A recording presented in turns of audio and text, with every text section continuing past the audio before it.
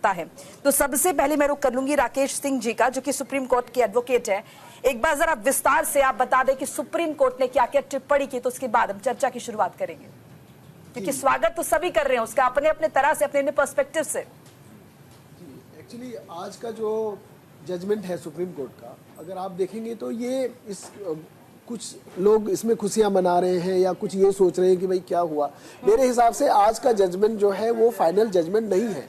आज हुआ क्या, पहले इसको हम अगर इसका इतिहास समझ लें कि ये कैसे हुआ है। ये 2006 में इलाहाबाद हाई उच्च न्यायालय का एक जजमेंट था जिसको कि रेफर किया गया था सुप्रीम कोर्ट में, क्योंकि इसमें कुछ मुद्दे थे। इलाहाबाद हाई कोर्ट का जो जजमेंट था वो बासा वर्सेस यूनियन ऑफ इंडिया, उसमें ये था कि उन्होंने ये कहा कि भाई अगर कोई भी माइनॉरिटी इंस्टीट्यूशन जो है वो बना है कानून के हिसाब से बना है, केंद्र के कानून के आधार पे बना है, तो उसको माइनॉरिटी स्टेटस नहीं मिलना चाहिए। ये था, इसको रेफर किया गया।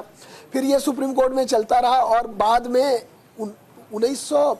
2019 में इसको रेफर किया गया लार्जर बेंच में, 7 बेंच में, कि भाई आप इसको ये बताएं इसमें कि भाई इसको कैसे किया जाए। तो ये जो रेफरेंस था, केवल ये आज का जो ये वर्डिक्ट नहीं है, ये फाइनल जजमेंट नहीं है। तो जो रेफरेंस था उसको क्लैरिफाई कर दिया है हमारे 7 बेंच ने, कि उन्होंने ये कहा है कि जो 2006 का इलाहाबाद का जो ये जजमेंट था, 1967 का जो जजमेंट था, ये बासा वर्सेस यूनियन ऑफ इंडिया, जिसमें ये कहा गया था कि जो सेंट्रल गवर्नमेंट एक्ट के तहत अगर माइनॉरिटी इंस्टीट्यूशन स्टेब्लिश हुआ है तो उसको माइनॉरिटी स्टेटस नहीं मिलना चाहिए। उसको उन्होंने रद्द कर